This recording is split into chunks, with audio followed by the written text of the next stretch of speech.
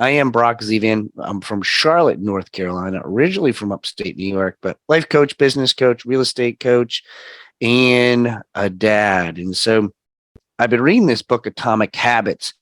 And so I hear a lot of great things from this book, and then I relate it to my personal life. And I had one of those things that happened to me starting since Saturday in reference to like what's going on in my personal life. And I was like, oh my gosh, I cannot believe how perfect this is.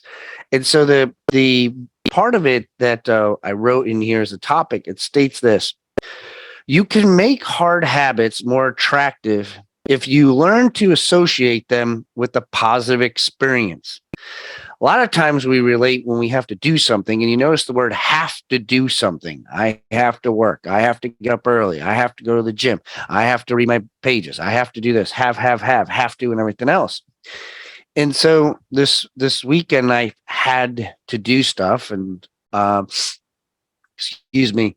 And so I really was just like, oh gosh, I just like I get excited about the opportunity. And ironically, in the book, he states this. He goes, now imagine changing one of the words. Okay. And I was like, what word would it be?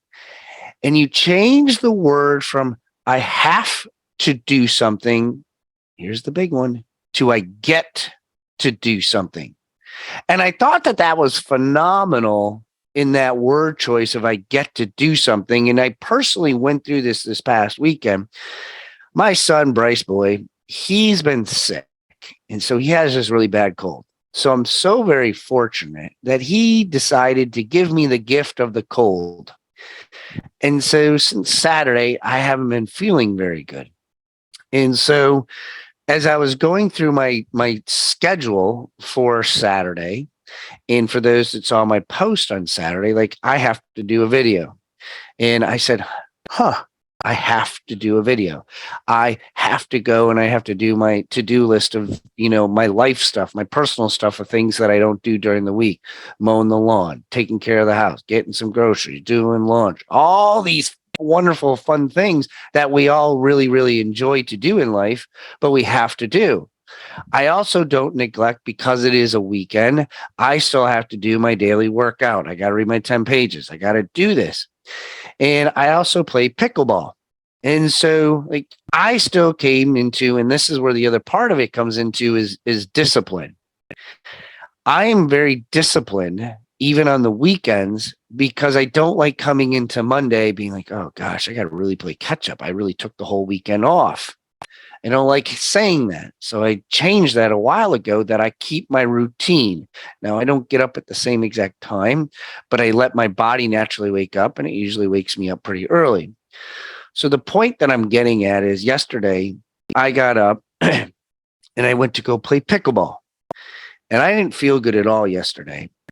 And so I go through my process of getting ready, going to pickleball. And as soon as I walk into the pickleball courts, they're like, man, what? Holy smokes. What are you doing here, man? You don't look very good. I'm like, oh, I'm fine.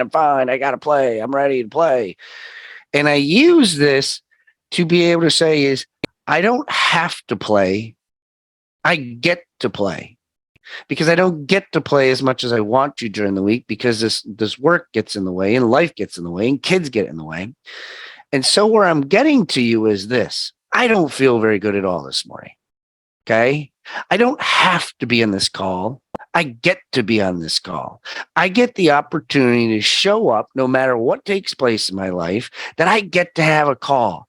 I get to go play pickleball. And when I go play pickleball, the funny thing is the first game I get stung by, and I was going to say a different word, by a yellow jacket, a really beautiful yellow jacket.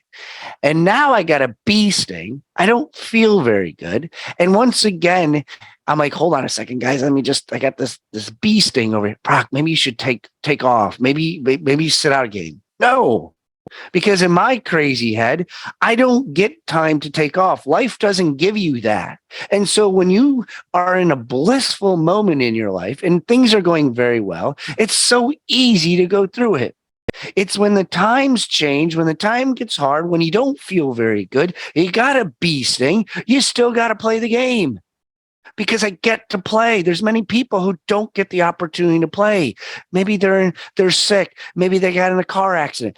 I mean, we just heard from somebody yesterday who unfortunately can't sell their house because he got in a car accident. He was 41 years old and he died.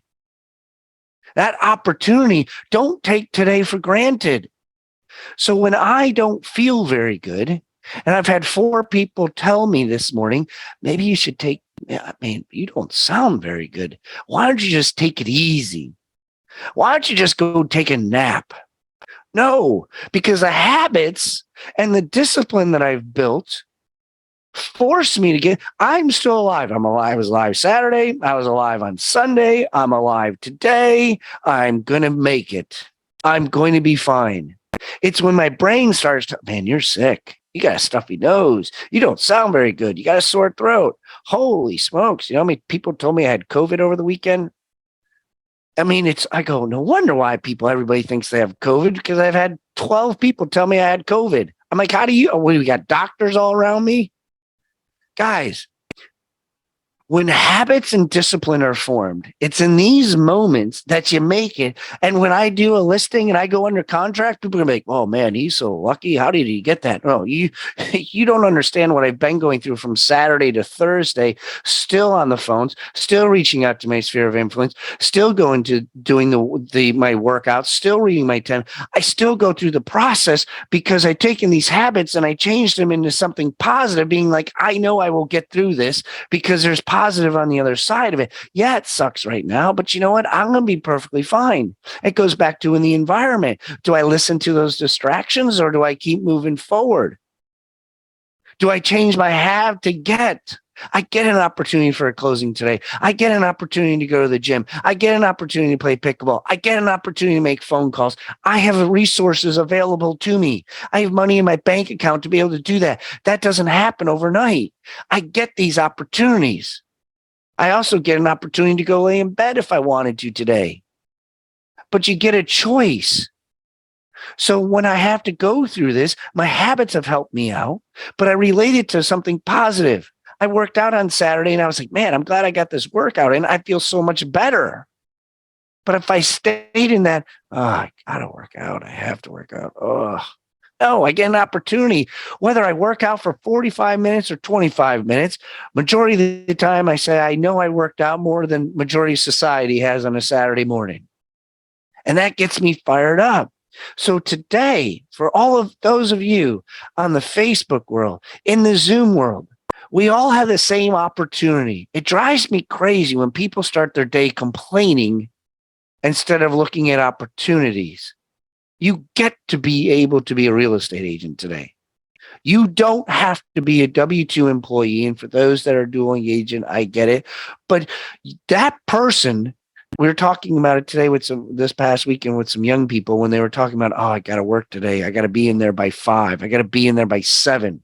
I don't have to be anywhere by any certain time. I control my schedule, but I'm the hardest boss on me. And that's what I love about my job and I love about myself. I get to hold myself accountable. And if I'm not accountable, every morning, Monday, 8 o'clock, I call Mike. And him and I had a role play, which we're about to get into. But I challenge you. Change, I have to do something to I get to do something. I get to go to a meeting today. I wish how many people say that they can get to go to a meeting, get an opportunity to do something, get an opportunity to sell a house, get an opportunity to take out a buyer. All these things take place because we get to do something and attach it to something positive on the other end. Is I get to make more money than the average person gets to make by selling one house. Look at what you're saying I have to do and change it to I get to do. And start to do that. Write it out. Write down your to-do list and start saying, I get to do these things today. I have an opportunity today to do it. I have money in my bank account. Do you know how many people have maxed out credit cards right now? You have an opportunity. And if you were once like me, that had your credit cards maxed, I said, well, at least I was able to get a credit card. There's many people can't even get a credit card because their scores are so low. So hopefully today you were able to change something. I got a quiet crowd in Facebook world today, but if this was something that you're able to at least share a story, put something out there from a have to a get that hopefully helps you this week. We're already in the second week of August, guys. Take advantage of these opportunities. All right, let me dive into good old Mike here. We got about 5 minutes. Him and I are dealing with some younger clients, and Mike's been helping me out with it because it came back from my vacation days, and so we're going through. We got an email yesterday. How many of you get emails on Sundays? All right, how many of you get emails on Sundays? And I was like, I can always tell on what people are doing in their environment. All right. Usually it takes place is they were with family and friends on Sundays because they all got together and then they share stories and they ask you what's going on, how are things going. That and like Saturday mornings I get emails because they had a Friday night gathering, especially in a neighborhood. They went to a cul-de-sac party, a pool party, something happens, and they share each other's experiences, not situations, just experiences, and then they fill them in with their own experience. Oh my gosh, I found this out within 24 hours. I cannot believe it's been days. So I always know the environment that they're probably in, and they share stories. And then we have to look at their ages. And so I asked Mike to talk about personalities and experiences of being able to, like, you have to be able to look at your client to understand compared to young 20-year-olds, 40-year-olds, 60-year-olds, experience of home buying, experience of home selling, and what they got going on, because these things do take place. So, Mike, maybe you can share with us here in the next couple minutes of experiences, or this one specifically on our conversation of like, hey, I haven't heard from you, or like what's going on, and how you adapt to each of your clients when it comes time for challenging situations, or you can tell when they've heard or talked to somebody else, how you diffuse that or how you filter some of these conversations, because aggressiveness and getting defensive, guys, is not the answer. Well, I think one of the things first you start with is you have to realize and understand. Hold on one second. Okay, I dropped my water. First thing you gotta do is you got to realize. Where are you? Are you in a position to be on video? I will be in about 3 seconds. Hold on one second. I just always like to see your face on these things. Well, I'm trying here. All right, video. Figure out how to start video. Start video. There you go. I'm on video now. There you go. Car. Dropping things off, trying to get my first appointment. So anyway, so I think part of the thing is you got to understand who it is you're talking to and what their personality is. Because if you got, in this case, you got some people who are younger people, first time home buyers, I think they sold one house, but they're young, they're inexperienced. So you really got to be able to understand where they're coming from and meet them on their level. So in this case, you're right. So we're in the middle of the due diligence period, kind of going back and forth. We're within $1,000. So it's like this whole thing is going to happen. It's going to close. But I guess my advice is you got to keep an even keel. You got to kind of stay steady. Again, you can't get aggressive. You can't get too upset. You can't get too high. You can't get too low. You just got to be steady. And so my advice is when you're dealing with people, number one, find out who they are, meet them at their level, and always try to maintain this kind of like, hey, I got this under control. It's going to be okay. Hold their hand if they need their hand held, and just never try to get too high or too low. Yeah, no, it's so true on that. And just how you respond to them. Sometimes too, it's not good to respond immediately, especially if it's an intense conversation. They're accusing you of something that you're just like, whoa, where did this come from? Like the last thing you want to do is have these horns come out of you, and all of a sudden you're like, ah. And then we get these nasty fingers. And depending on how you are texting, your thumbs, like we just want to viciously like say something. And in those moments, and I'm sure Mike, you'd say the same, that's the last thing that you want to do is respond. And first of all, don't ever, if it's negative, don't text, don't email, pick up the phone. People don't want to do that, but picking up the phone is so very important, because I promise you, They're not going to be as tough as they are behind the screen as they are on the phone. It's just they're an emotional, and they put it on they tap away on their keyboard, and then when you start talking to them, all of a sudden it's a little bit different, but it really diffuses the situation a lot better. Yeah, that's exactly right. That's what I would say is I think a lot of the younger generation is into the hey, I'll text or I'll email, and they're not as quick to pick up the phone, but you can diffuse a lot more over the phone because not only are you people can texts are subject to misinterpretation. You can't really pick up on tone.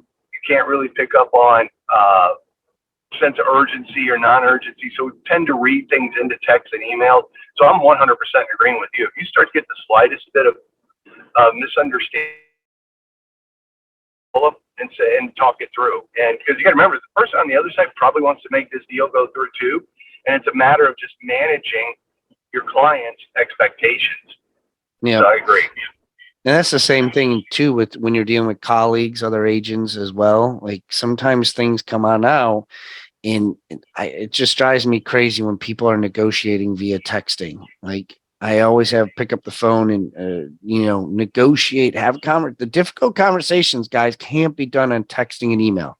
I guess they can be because society has made them, but really the best way to do it is picking up the phone and have conversations. So cool, man. Thanks, Mike. I appreciate you being on here. Drive safe out there. Facebook world, thank you so much for being on here today. For those that watch the video, please feel free to make any comments, make any suggestions, call or comments that you got. We look forward to seeing you back here tomorrow at 8:15.